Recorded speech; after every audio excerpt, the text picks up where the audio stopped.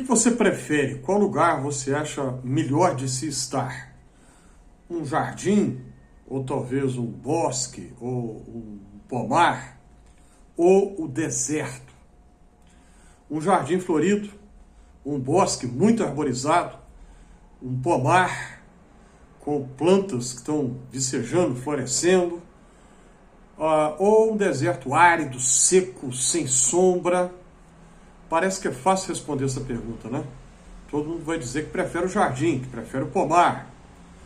Bom, mas na prática no Brasil nós temos visto o contrário. Muita gente prefere o deserto. Qual que é mais bonito? Ver a natureza, a exuberância, por exemplo, de um bioma como a floresta amazônica, ou do Pantanal, na região do Pantanal mato-grossense, um bioma como a Mata Atlântica, ou ver uma terra devastada, queimada, que não tem mais vegetação, não tem nada, e transformada num pasto, ou numa área para fazer uma lavoura de soja. A natureza é muito mais bela, mas tem gente que na prática prefere exatamente o contrário. No livro de Isaías, profeta Isaías, na Bíblia, Antigo Testamento, capítulo 35, há uma profecia em forma de poesia, uma poesia que é uma profecia. Há uma rima muito curiosa em português, porque em português poesia e profecia, profeta e poeta são palavras que rimam.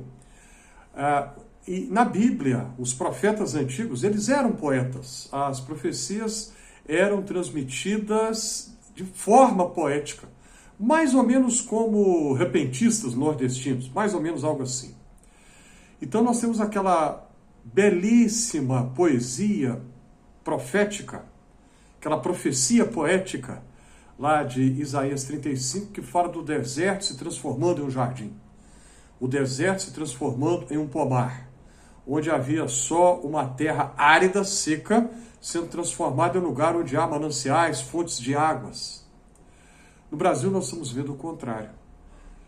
Por ganância, por maldade, por interesses perversos, pessoas transformando biomas onde havia vida e abundância em um lugar devastado.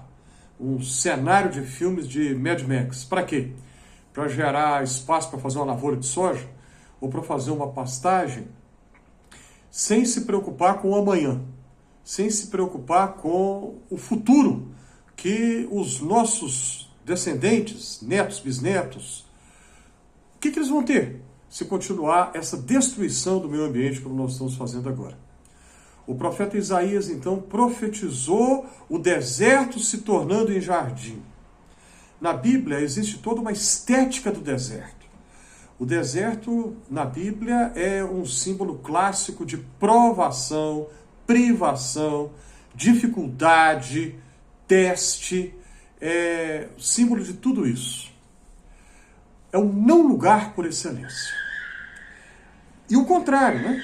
O jardim, na Bíblia, é simbólico da própria presença de Deus, que a gente vê no livro do Gênesis, que Deus andava, passeava pelo jardim. O jardim é símbolo da exuberância, da criação divina. O jardim é símbolo da plenitude das coisas boas que Deus tem para dar. Não é por mera coincidência que a Bíblia vai terminar no Apocalipse com uma cidade que está no jardim. E aqui na terra, não é lá em cima no céu, é aqui.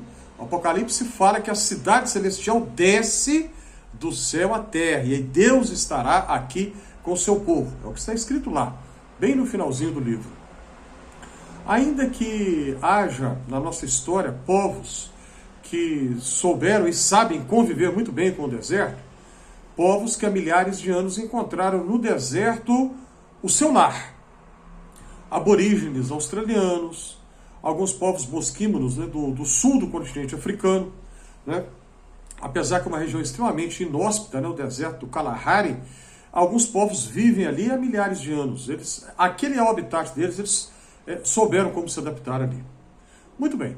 Apesar disso, esses povos que sabem viver no deserto, e outros mais, como os tuaregs do norte do continente africano, né, esse modo de vida deles tem que ser respeitado e preservado, mas Ao mesmo tempo, nós não podemos nos esquecer que o jardim é a primeira menção que nós encontramos a um acidente geográfico na Bíblia, é jardim, não é a deserto. Referências a deserto virão depois. O ideal é que nós, que não temos o meio de vida desses povos do deserto, o ideal é que nós conservemos os jardins para que a profecia de Isaías se realize. Mas nós estamos vendo a profecia se realizar às avessas, ao contrário. Onde havia vegetação em abundância, flora e fauna em abundância, agora é só destruição, só queimadas. É preciso cuidar do meio ambiente, da casa comum que é esse planeta. Está acontecendo agora mesmo um movimento de líderes religiosos da tradição cristã, um movimento que eles estão se manifestando a favor da preservação do meio ambiente. O Papa Francisco, da Igreja Católica Apostólica Romana, o arcebispo Justin Welby, da Comunhão Anglicana, o líder espiritual dos anglicanos do mundo inteiro, o patriarca Bartolomeu, que é o patriarca da Igreja Ortodoxa Grega, e, enfim, estes são alguns do que eu estou falando, sem falar de movimentos, agora não me referindo a denominações, mas a movimentos.